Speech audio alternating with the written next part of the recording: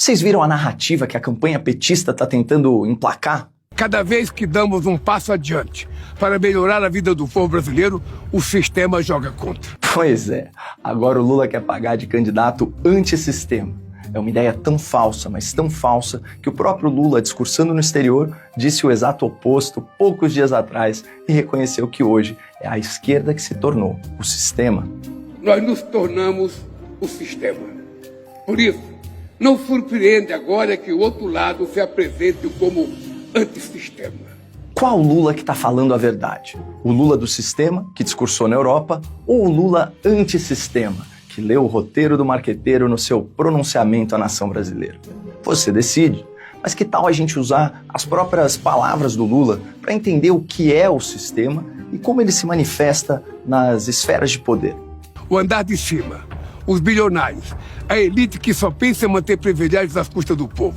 Reparem que a propaganda petista separa o sistema em 3 categorias, mas só define uma delas, os bilionários. Então, vamos começar por eles. Nunca antes na história desse país houve tantos bilionários no Brasil.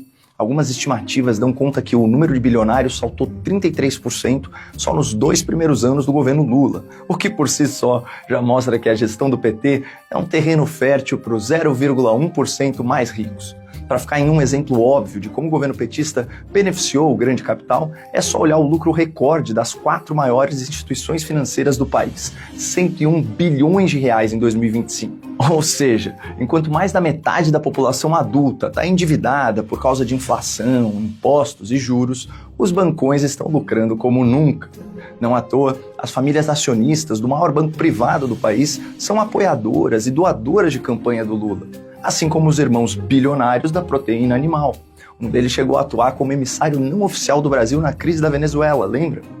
A bilionária mais famosa do nosso varejo também é apoiadora histórica do Lula. E até a Faria Lima, que o PT ama demonizar, estava em peso com Lula na campanha de 2022, incluindo grandes gestores de fundo e até os pais do Plano Real. E assim que eleito, quando Lula montou o seu conselhão de governo, ele convidou uma dezena de bilionários, o equivalente a 14% dos ricaços do país. Você não acha estranho o Lula ser tão próximo dessa turma que, segundo ele, joga contra os interesses da população brasileira?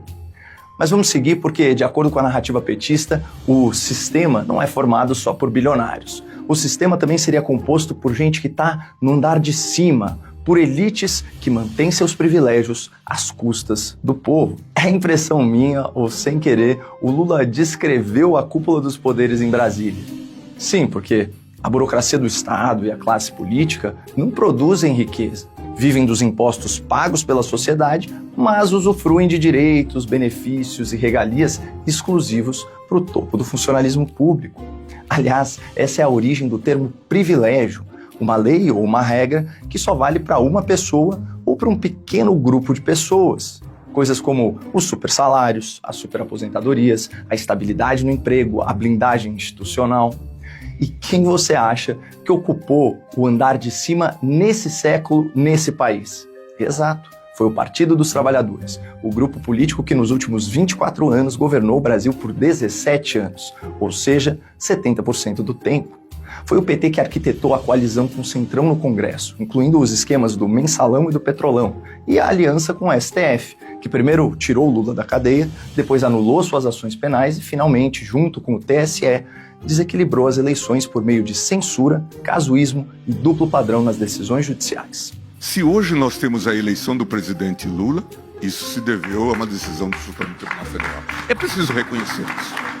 E é importante frisar esse ponto. Além de terem realizado nomeações políticas para dezenas de milhares de cargos públicos, o PT fez 15 indicações bem-sucedidas para a posição mais importante da República, e a que hoje concentra mais poder, a cadeira de ministro do STF. Se eu não for a Suprema Corte, ou seja, eu não governo mais do país, cara. Então, esses são os fatos. Lula se elegeu e governou apoiado por bilionários. E o seu partido foi o protagonista do poder nesse século. Se o Brasil está como está, é por causa do PT e não apesar dele. Quem ocupa a cúpula do governo, por definição, já faz parte da elite, mas quem ocupa esses espaços por décadas a fio se torna o sistema. exatamente como Lula admitiu em abril, antes de mudar radicalmente a sua narrativa. Nós nos tornamos o sistema. Lula é a encarnação viva do sistema.